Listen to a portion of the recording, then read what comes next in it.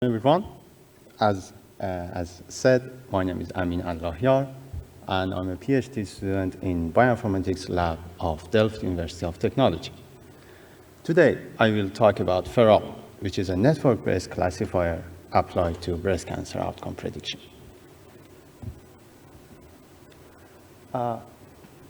Outcome prediction is a typical molecular classification problem in which the gene expression patterns of the patients are used to estimate the survival risk of those patients.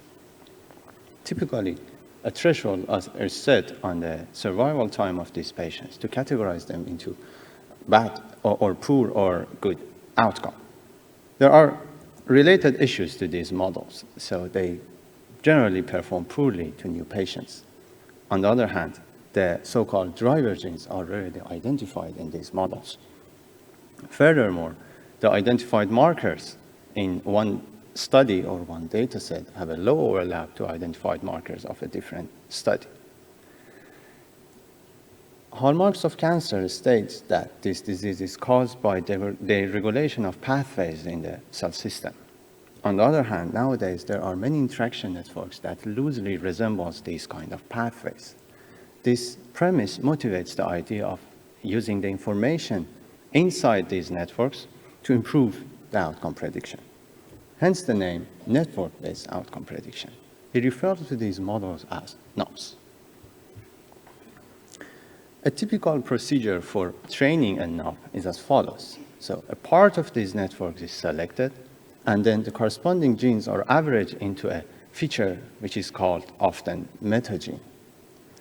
By repeating this procedure, additional metagenes can be constructed. In the next step, these metagenes are ranked, generally using a forward feature selection, and further, these can be used in the conventional classifier to train the final model. Our contribution that is explained in the paper can be very briefly explained as follows. We initially categorized this procedure into 4 different steps of selection, integration, ranking, and then finally classification. Having these 4 steps, we extend and generalize the integration step, and finally we propose our united approach that simultaneously take care of all these steps together. This is done by means of this. So let me explain the integration. As I explained, the typical procedure in integration is average.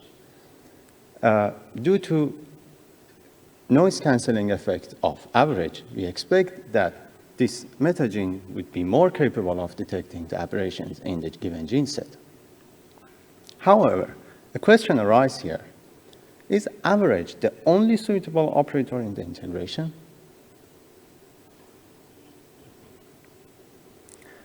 Consider this case. So 2 interactive genes might have activation relationship. In this case, average would do just fine. On the other hand, if we have suppression effect, the average would basically cancel out the signal entirely. To identify these differences, we used correlation between gene expression and target label.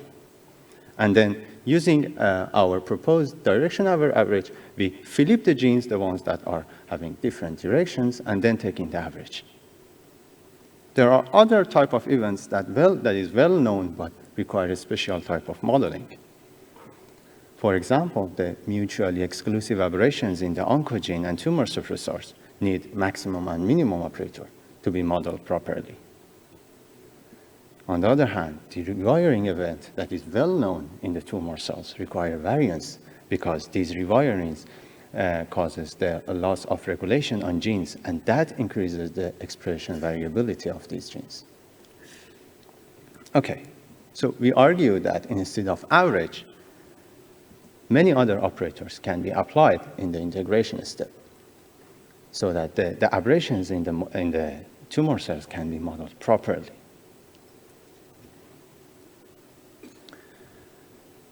Let me focus on selection.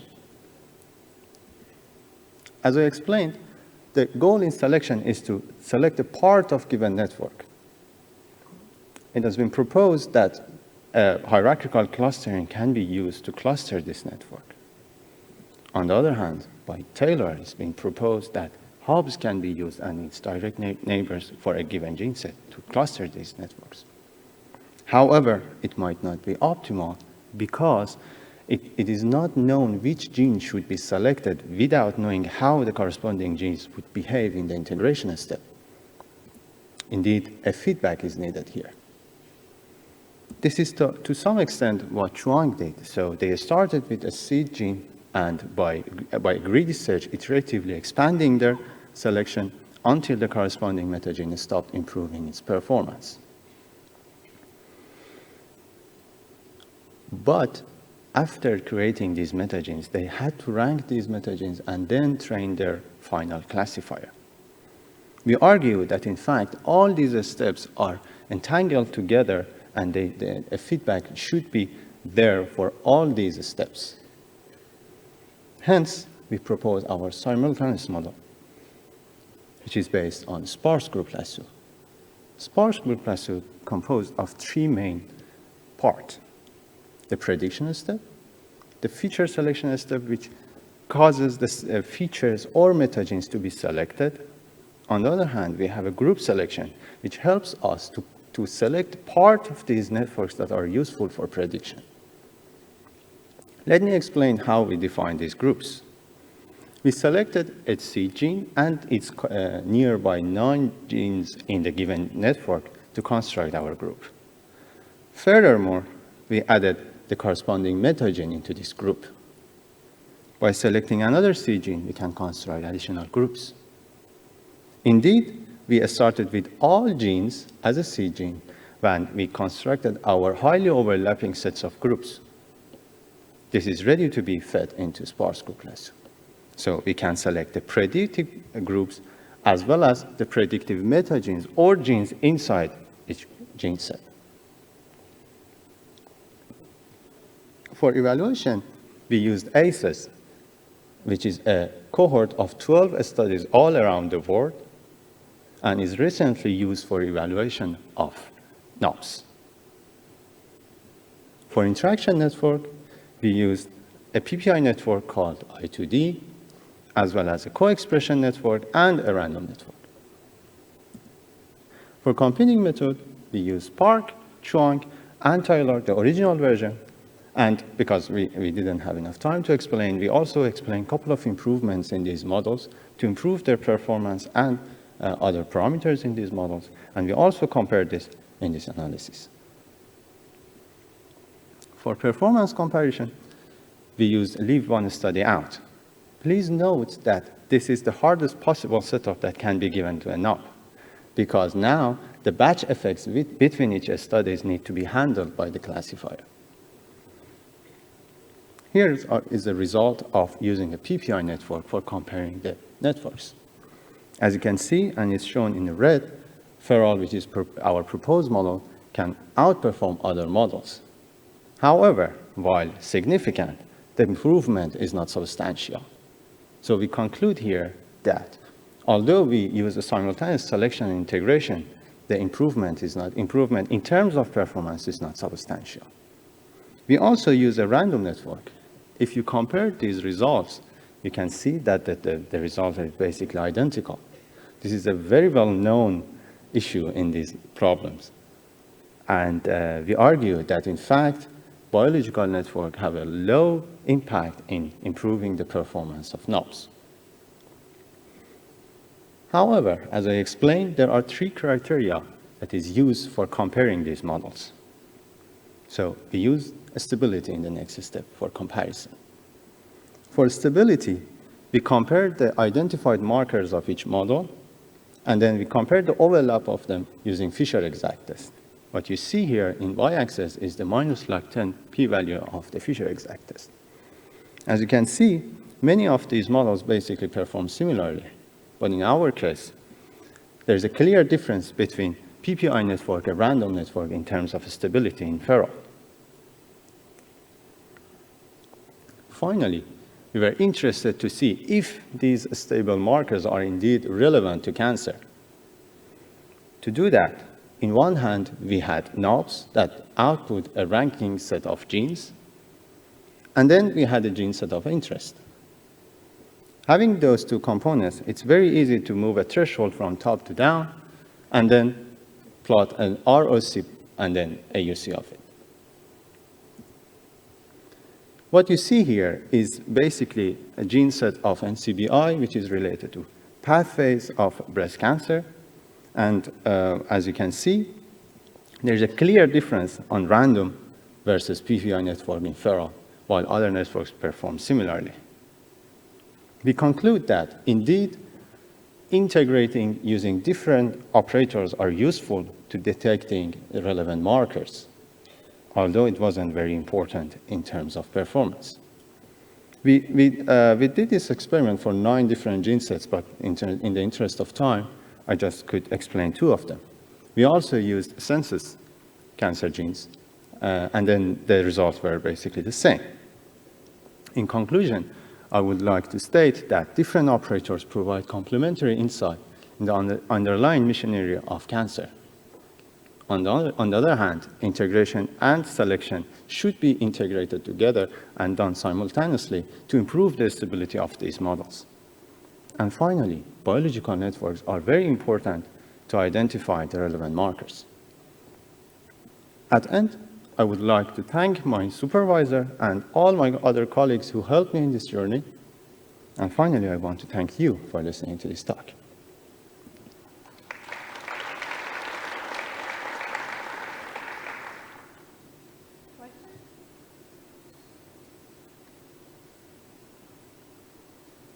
An interesting talk. I have a few questions. One is when you do the performance, basically your network-based and random draw is identical.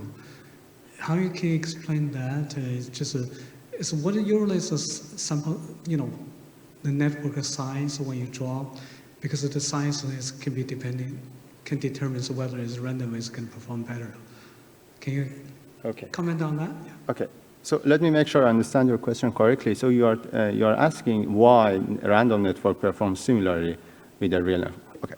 So of course, I don't have a mathematical proof for you, but based on experiment, I can say that there are many predictors that can be used by classifier to perform similarly like a real network. So of course, you won't find any relevant markers, but because the expression is very clearly separated for the patients, not completely, but at least as far as other classifiers and operators can see, it doesn't matter what you integrate. The performance would be the same because there are many predictors in your data set. That defeats your purpose of network-based classification, right? Yes, so it depends on your purpose. So define your purpose first. So if your purpose is just prediction power, of course, we showed and many others also showed that it doesn't matter which network you use. The performance is going to be very similar to nearest mean classifier, as simple as that. But if you are trying to find relevant markers or you want to be stable, you should use a real biological network.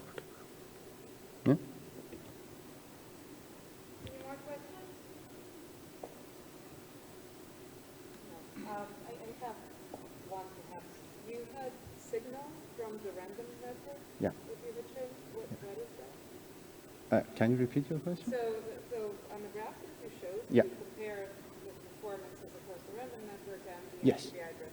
Yes.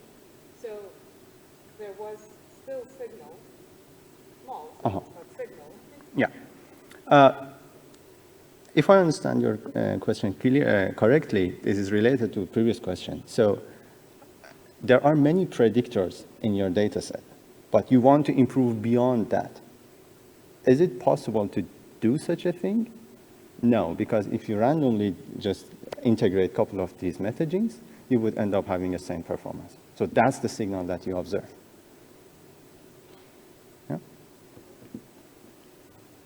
Questions now?